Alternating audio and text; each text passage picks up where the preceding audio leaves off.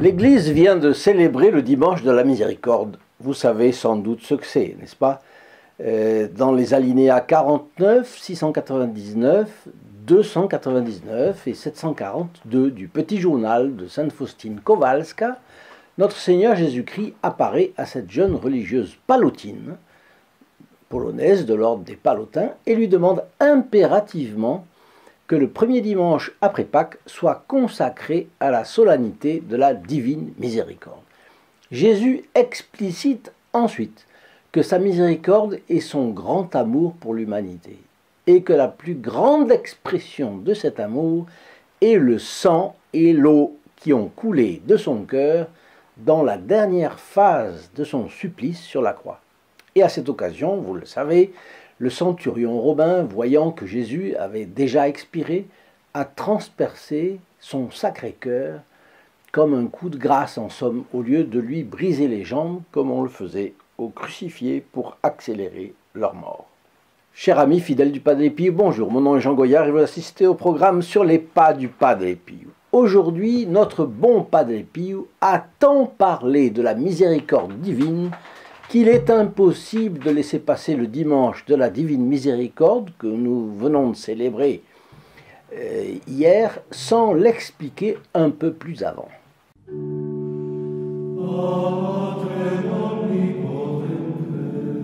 Le Padre Pio est né en 1887 et mort en 1968. Et Sainte Faustine Kowalska est née en 1905 et est décédé en 1938. Donc, ils étaient contemporains.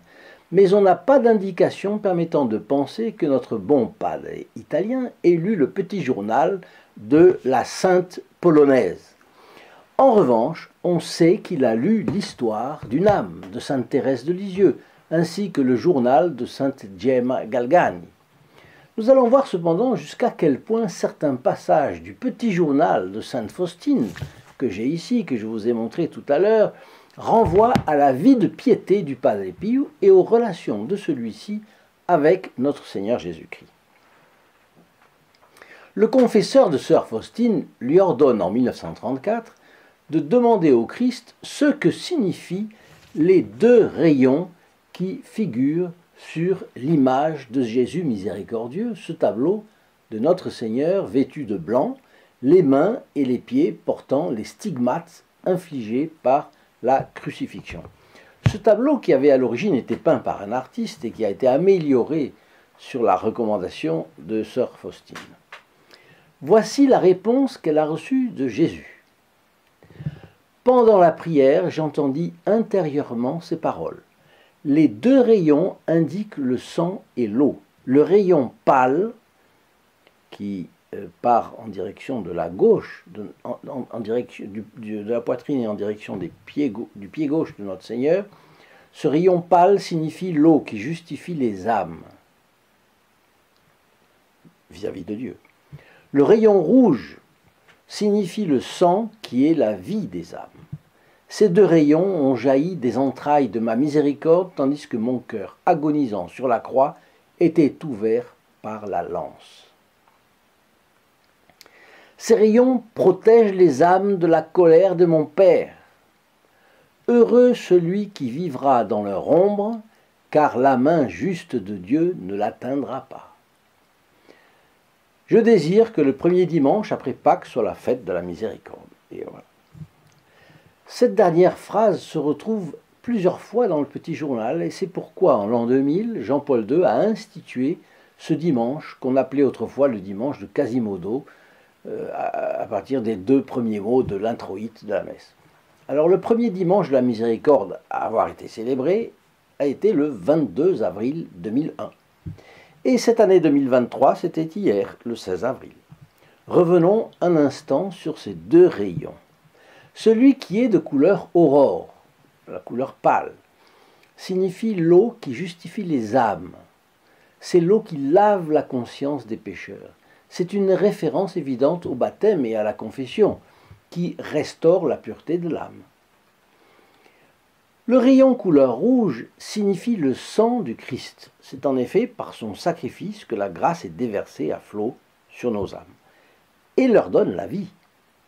Et c'est aussi une référence à la Sainte Messe, au cours de laquelle se perpétue le sacrifice du Christ sur la croix, sanglant, réellement, quoique de façon non sanglante, à la messe, bien entendu. Et en propitiation, c'est-à-dire pour rendre Dieu favorable aux hommes. Mon Dieu, soyez-nous propices. Vous connaissez cette phrase. Remarquez que c'est bien dans le sens où notre Seigneur l'emploie dans ses paroles à Sainte Faustine. Il dit « Ces rayons protègent les âmes de la colère de mon Père ». Dieu le Père a toutes les raisons pour être en colère, comme lorsqu'il a envoyé le déluge, par exemple. Tout comme le Christ qui n'a pas hésité non plus à empoigner plus d'une fois le fouet pour frapper les marchands du temple. Mais ceux qui sauront se mettre à l'ombre des rayons émanant de sa miséricorde ne ressentiront pas les effets de cette juste colère.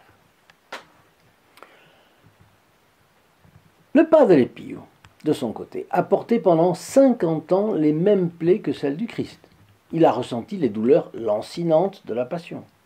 Sa blessure au côté n'était-elle pas celle qui saignait le plus, celle qui débordait par amour pour les créatures? Et combien de fois le Padre Pio n'a-t-il pas intercédé auprès de Dieu pour obtenir des grâces et apaiser la juste colère de Dieu, en présentant les mérites infinis du sacrifice du Christ auquel il a eu la grâce de participer? Voici quelques extraits de lettres du Padre Pio à ses fils spirituels parlant de la miséricorde de Dieu. Expulsez de vos cœurs et de vos âmes, une fois pour toutes, les incertitudes et les angoisses, et partagez en paix les douces épreuves du Seigneur et sa miséricorde. Une autre phrase du Padre Pio. Nous devons nous prémunir contre l'anxiété et les inquiétudes.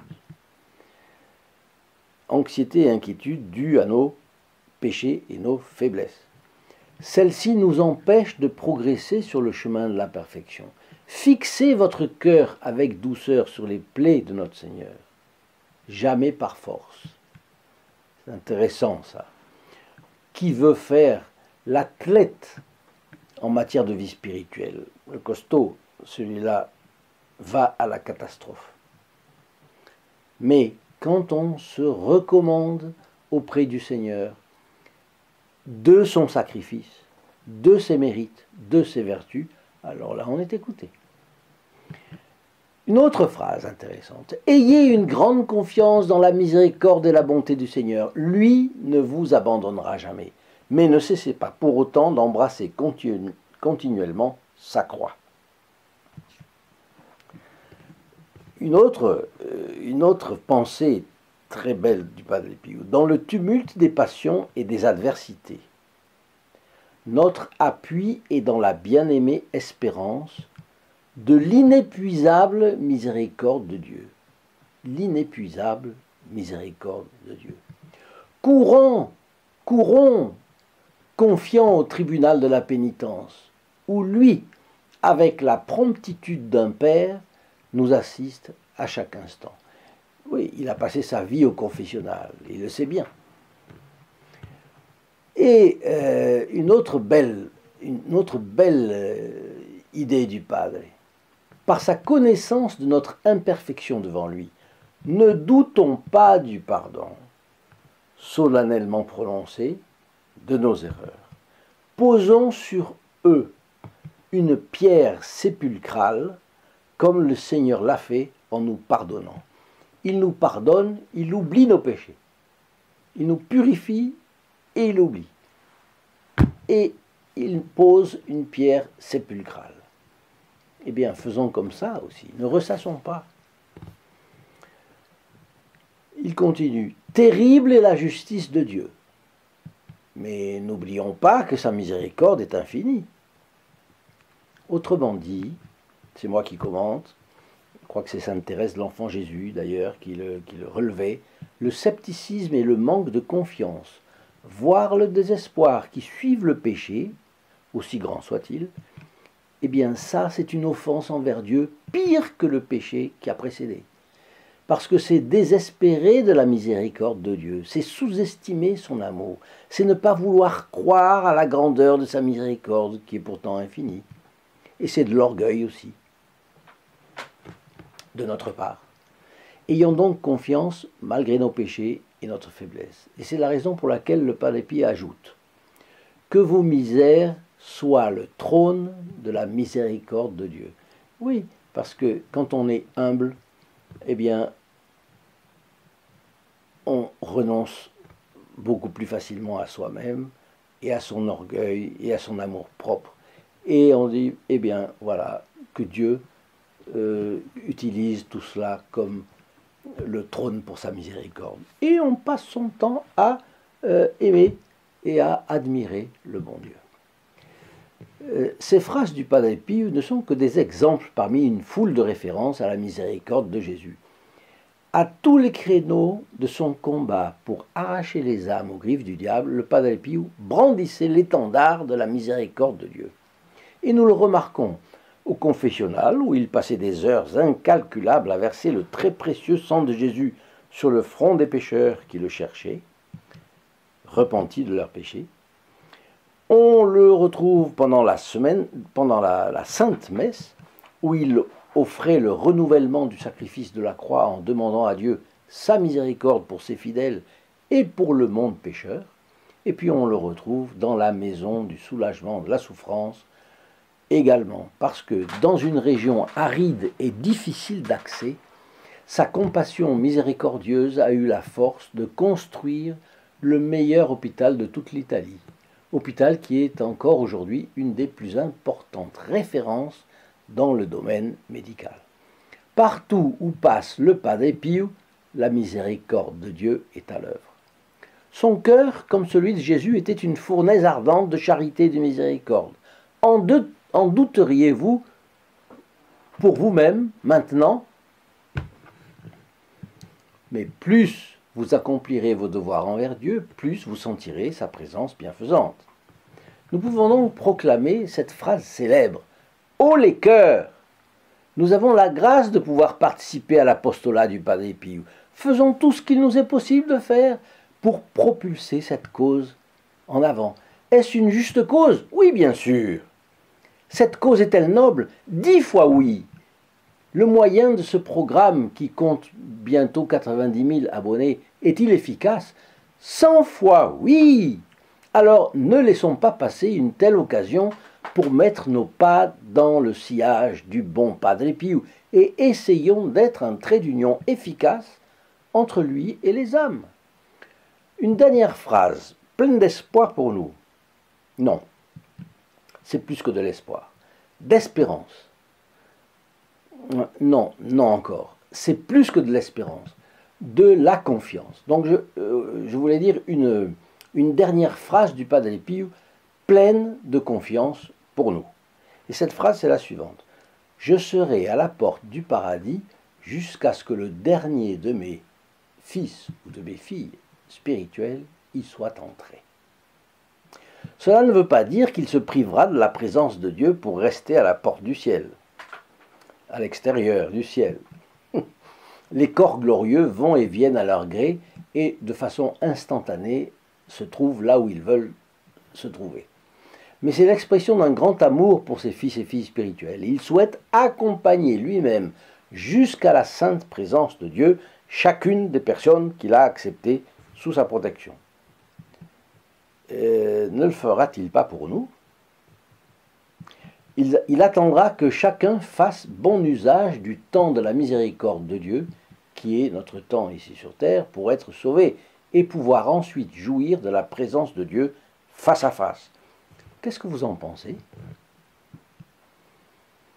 Et quelle joie lorsque nous verrons que nous aurons aidé le Padre Pie à dégager de l'emprise de Satan 1, 10, 100 âmes, plus peut-être.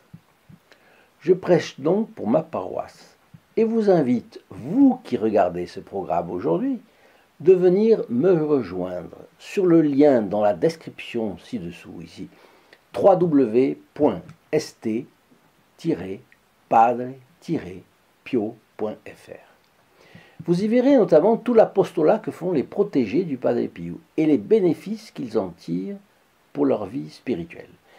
Et nous prions les uns pour les autres dans le combat d'ici-bas, afin qu'en arrivant au seuil du paradis, nous soyons accueillis par le Padre Pio et conduits par lui auprès de la bonne Vierge, notre souveraine. Que Saint Padre Pio nous apprenne à vivre dans la miséricorde de Dieu. Voilà une de ces phrases pour terminer. Ô sang et eau que vous avez fait jaillir du cœur de Jésus comme source de miséricorde pour nous, j'ai confiance en vous. Chers amis du Padre Pio, je vous souhaite une excellente journée et je vous dis au revoir. À bientôt. In nome del Padre, del Figliolo e dello Spirito Santo, e così sia. Sia lodato Gesù e Maria.